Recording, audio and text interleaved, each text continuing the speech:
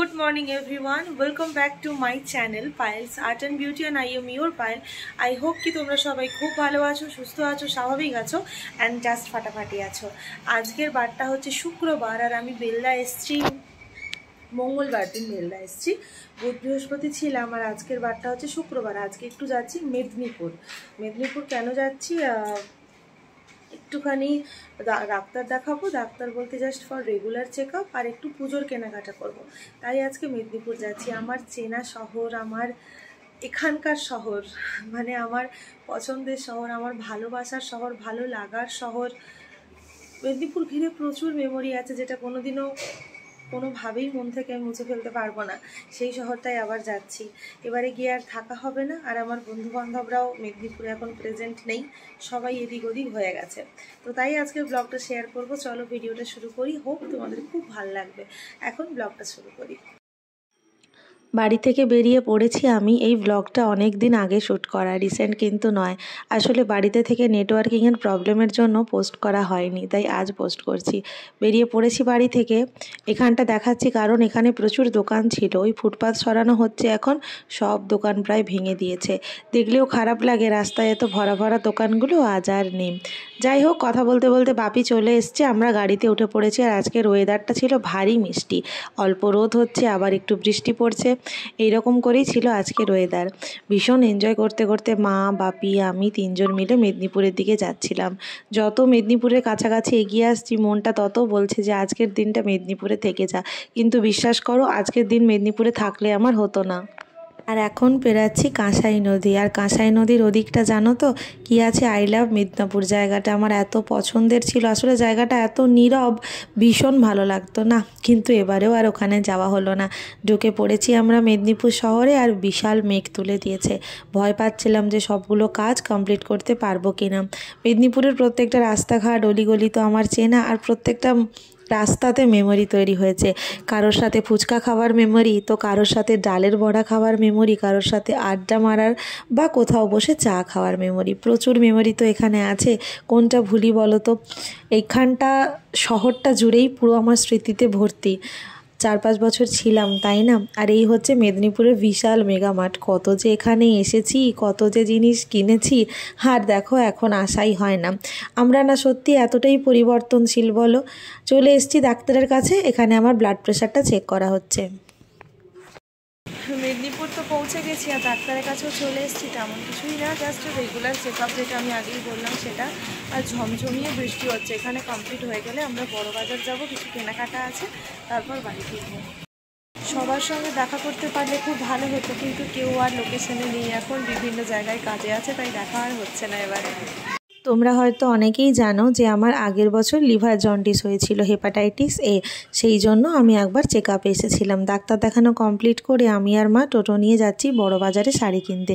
পুজোর শপিংটাও ভাবছি এখনই সেরে চলে যাব। আমরা গাড়ি করেই এসেছিলাম, কিন্তু গাড়ি নিয়ে মেদিনীপুর শহরের ভেতরে ঘোরা, তারপরে তার ঠিকঠাক পার্কিং খুঁজে বের করা একটা চ্যালেঞ্জিং ব্যাপার। তাই আমি আর মা টোটো করে চলে এসেছি বড় বাজারে প্রিয়গোপাল বিষয়। এই 2 মাস হলো বড় বাজারে ওপেন হয়েছে এদের একটা শাখা। তোমরাও কিন্তু অবশ্যই প্রিয়গোপাল বিষয়ই আসতে পারো। আজকে দেখাবো প্রিয়গোপাল বিষয়ী নতুন কিছু কালেকশন। ঝাঁ চকচকে করেছে কিন্তু শোরুমটা, আর লিফটেরও ব্যবস্থা আছে, যেটা আমার মায়ের জন্য ভীষণ ভালো হয়েছে।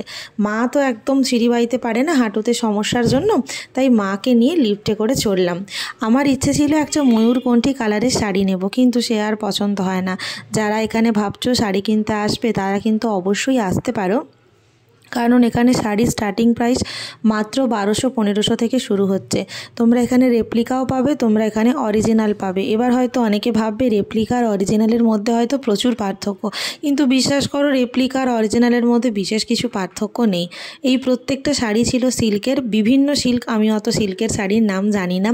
ইচ্ছে ছিল ময়ূরকণ্ঠী কালার, তাই দাদাকে প্রথমে একটা শাড়ি দেখাতেই ময়ূরকণ্ঠী কালারের ওই শাড়িটি বের করে দিয়েছে, কিন্তু ওটার ঠিক আঁচল পাড় ভাল লাগছিল না। এগুলোও হচ্ছে হচ্ছে সিল্কের। আমি ওই তাঁত বা ওই সব পরতে পারি না, আমি সিল্ক পরি নাহলে হ্যান্ডলুম পরি।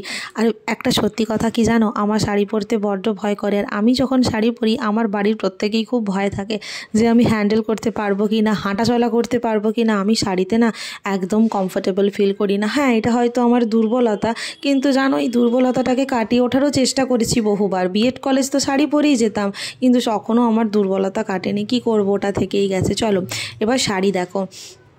এই শাড়িটাও ছিল একটা সিল্কের, এটা হচ্ছে ওর আঁচলের পোর্শন আর এটা হচ্ছে গাটা, খানিকটা ময়ূরকণ্ঠীর টাচে ছিল। এটা হচ্ছে সেমি অর্গ্যানজা, এটার প্রাইস ছিল ওই 1500 থেকে 1700। এটা আমার মা দেখছিল নেবে বলে, কিন্তু কালারটা ভাল লাগছিল না। সামনে তো কতগুলো বিয়ে বাড়ি আছে, তাই সেই শপিংটাও এখনই আমরা সেরে নেব। অনেক কটা শাড়ি নেওয়া হয়ে গেছে জানো, একটা দুটো করে। এই শাড়িটা মা দেখছিল নেবে বলে, কালারটাও হালকা, কিন্তু শেষ পর্যন্ত আর নেওয়া হয়নি।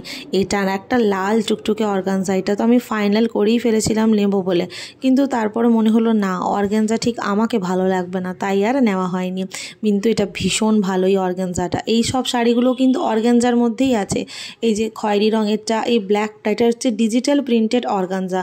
বিভিন্ন শাড়ি, এত শাড়ির নাম আমি সত্যি জানি না। আর অর্গানজাগুলো তোমার ছিল মাত্র 1200-1500 টাকা থেকে, কিন্তু অর্গানজাগুলো ছিল কম দামি ছিল। বললাম না যে প্রিয় গোপাল বিষয় বলে খুব বেশি দাম, তা কিন্তু নয়। ওটা ছিল একটু ওই তাঁত টাইপের শাড়ি, আমার দিদার জন্য আমার মা দেখছিল। আর পাশে ওই গোলাপি রঙের শাড়িটা আমার বড় মন কেড়েছে। আর এগুলো আমার মা দেখছিল দিদার জন্য। দিদা তো অত ডিপ ডিপ কালার পরে না, তো সেই সবই দেখা হচ্ছিল।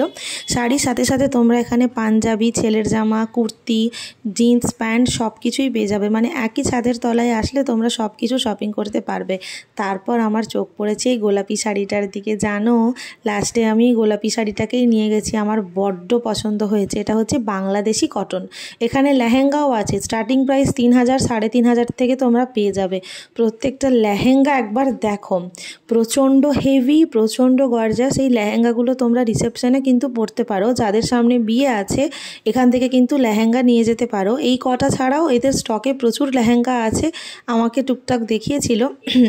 কিন্তু যেহেতু আমি শাড়ি কিনতে গেছি সেহেতু আর লেহেঙ্গা কিনিনি। এই লেহেঙ্গাটা দেখো, একদম যারা নন বেঙ্গলি ব্রাইড আছো তাদের জন্য এই মেরুন কালারের লেহেঙ্গাটা কিন্তু দারুণ হতে চলেছে। এই গ্রিন কালারের লেহেঙ্গাটা দেখো, প্রত্যেকটা লেহেঙ্গাতে পুরো ঠাসা কাজ করা আছে, একটু কোথাও বাদ নেই কাজের। এটা একটা সিম্পলের মধ্যে লেহেঙ্গা, প্রত্যেকটা লেহেঙ্গাই ভালো ছিল। 3500, 4000 থেকে তোমরা কিন্তু রেঞ্জ পেয়ে যাবে। এবার এসছি পাঞ্জাবি দেখতে। এটা ওর জন্য পছন্দ করেছিলাম, ভীষণ পছন্দ হয়েছিল জানো, কিন্তু সাইজটা আর হলো না। আমার বাপিও একখানা পাঞ্জাবি নিয়েছে, আর আমার এই পার্পল কালারের পাঞ্জাবিটাতে পুরো চোখ আটকে গেছিলো, আমি এখান থেকে সরতেই পারছিলাম না। আসলে আমিও তো এই রানী পার্পল কালারের একটা শাড়ি নিয়েছি, তাই আটকে গেছিলাম।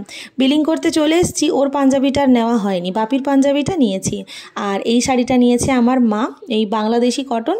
আর বাংলাদেশি কটনেরই আমি নিয়েছি গোলাপি ভার্সানটা। মা বলল আমাকে গোলাপিটা ঠিক মানাবে না, আমি নতুন নতুন বিয়ে করেছি, তাই আমাকে নাকি গোলাপিটা খুব ভালো মানাবে। ঠিক আছে, মায়ের শাড়ি মানে আমার শাড়ি, আমার শাড়ি মানে মায়ের শাড়ি।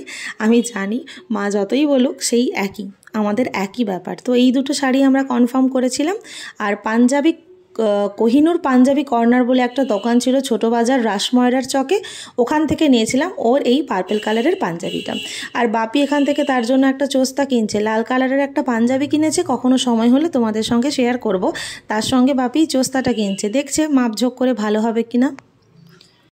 কেনাকাটা কমপ্লিট করে আবার চলে এসেছি আমরা টোটো ধরতে। এবার টোটো ধরে আমরা বেরিয়ে যাব যেখানে আমাদের গাড়ি আছে। বাপির একটা অফিসে কাজ ছিল, সেই অফিস থেকেই আমরা এসেছিলাম। ব্যাস টোটো ধরে আমরা বেরিয়ে গেলাম। আবার রাস্তাঘাটগুলো দেখে মন টানছে, প্রত্যেকটা অলিগলি যেন আমাকে বলছে মেদিনীপুরে থেকে যেতে, কিন্তু আজ থাকা সম্ভব হতো না। কারণ কি বলো তো, বিয়ের পর না প্রচুর প্ল্যান হয়ে গেছে, আজ এখানে, কাল ওখানে, কাল এটা মেনটেন, কাল ওটা মেনটেন। যারা নতুন বিয়ে করেছো তারা নিশ্চয়ই জানবে।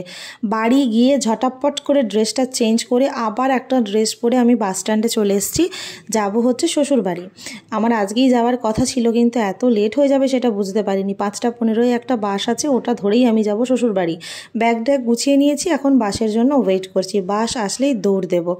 ব্যাস বাসে করে পৌঁছে গেছি শ্বশুরবাড়ি। আর এখানে এসে দেখলাম রিজু আছে, রিজুর জন্য একটা লেজের প্যাকেট এনেছিলাম, ওটাই হচ্ছে রিজু খাচ্ছে।